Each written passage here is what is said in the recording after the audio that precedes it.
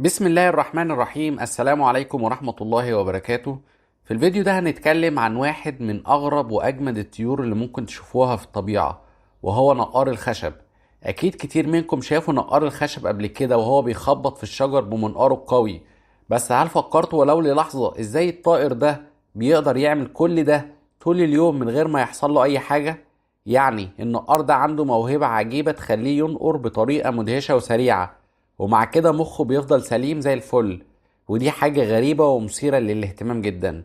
خلينا نفهم مع بعض ونغوص في عالم نقار الخشب، هنكتشف أسراره وهنفهم ازاي قدر يتكيف مع الطبيعة بطريقة تخليه ينقر من غير ما يتعرض لأي ضرر. خليكم معايا للآخر لأن الموضوع ده مليان معلومات حلوة هتفيدكم وهتخليكم تبصوا لنقار الخشب بنظرة مختلفة خالص عن اللي كنتم متخيلينه. نقار الخشب طائر مميز جدا، بيعيش في الغابات والحدائق، وشكله بيخليه يبان من بين كل الطيور التانية على طول.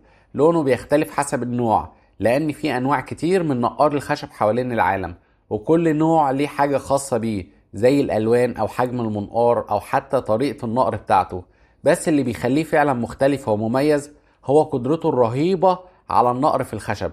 النقر دوت مش مجرد حركة عشوائية أو هواية بيعملها علشان يتسلى، لأ، ده جزء أساسي جدا من حياته اليومية. طيب بيعمل كده ليه بقى؟ النقار بيستخدم منقاره اللي زي المطرقة عشان يدور على الحشرات اللي متشعبطة تحت لحاء الشجر، زي الديدان واليرقات والحشرات الصغيرة اللي بتعيش جوه الخشب.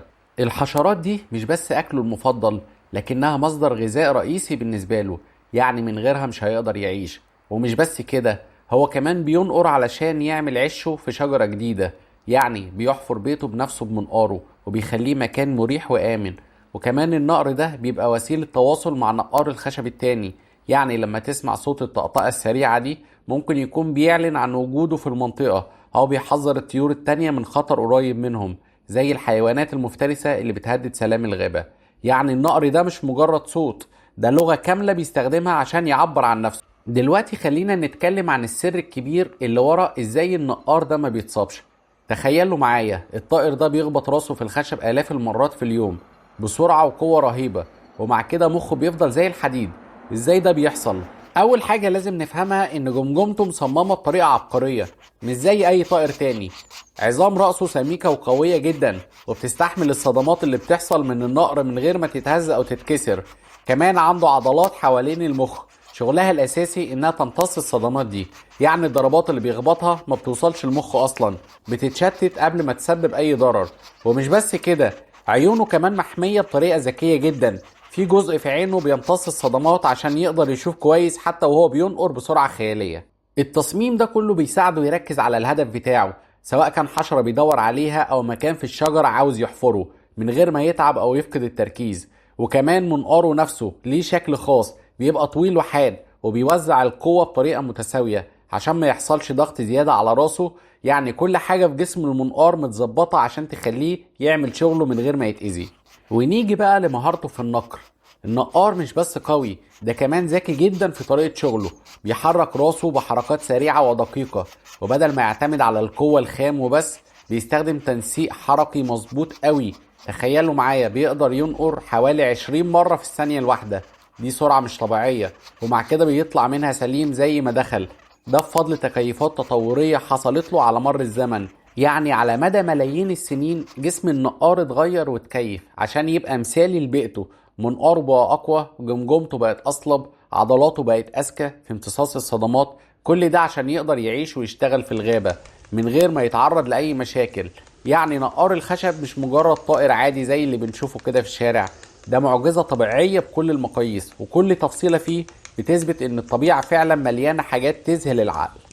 النقر ده مش بس عشان الاكل او عشان يعمل بيته، دي وسيلة حماية كمان.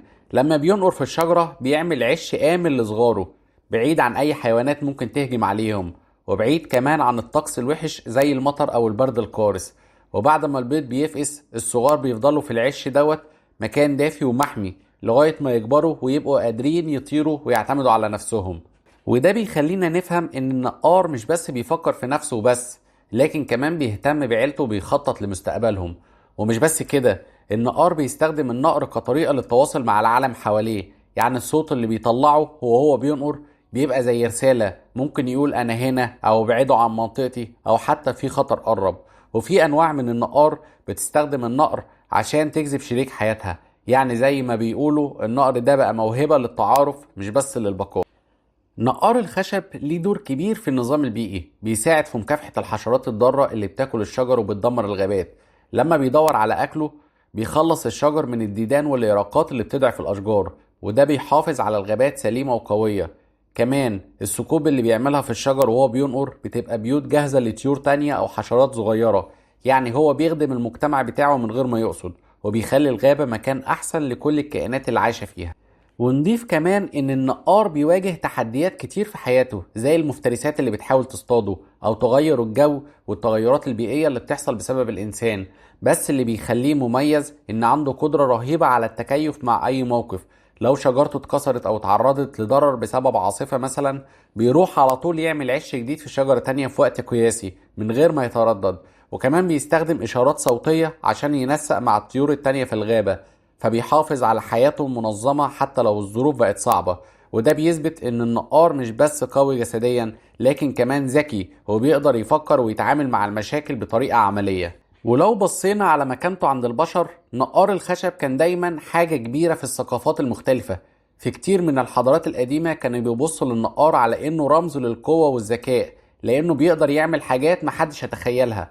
وفي القصص والاساطير الشعبية دايما كان بيتربط بالصبر والمصابرة، لان النقر بتاعه بياخد وقت ومجهود كبير جدا، ومع كده ما بيتعبش. وفي الثقافة الحديثة كمان النقار بقى رمز للطبيعة والغابات، وبيظهر في كتير من الافلام والكرتون كشخصية مميزة. يعني النقار مش بس طائر عايش في الغابة، ده كائن ليه تأثير كبير في تاريخنا وخيالنا كبشر. وكمان لو فكرنا في التفاصيل الصغيرة بتاعته، النقار عنده حاجات كتير تخليه فريد. مثلا لسانه طويل جدا ومرن، بيقدر يمد جوه الثقوب اللي بيعملها علشان يسحب الحشرات منها. وكمان رجليه مصممة بطريقة تساعده يتشبث في الشجرة وهو بينقر عشان ما يقعش وهو مركز في شغله. وحتى ريشه بيبقى ليه دور، لأنه بيحميه من الغبار والخشب اللي بيطلع وهو بيحفر. يعني كل حاجة في النقار متظبطة عشان تخليه يعيش حياته بكفاءة عالية. كده نكون عرفنا حاجات كتير عن نقار الخشب، ازاي بيعيش، بينقر ازاي من غير ما يتأذي، ودوره في الطبيعة وفي حياتنا كبشر. النقار ده مش مجرد طائر بيخبط في الشجر، ده كائن معقد ومليان أسرار، وكل حاجة فيه بتثبت ان الطبيعة فعلا مليانة حاجات تذهل العقل. لو عجبكم الموضوع ما تنسوش تدوسوا لايك وتشتركوا في القناة عشان يوصل لكم كل جديد. واستنوني في فيديوهات جديدة ومواضيع جديدة هنتكلم فيها عن حيوانات تانية ونكتشف أسرارها مع بعض. شكرا لكم جدا على وقتكم، واشوفكم قريب إن شاء الله. السلام عليكم ورحمة الله تعالى وبركاته.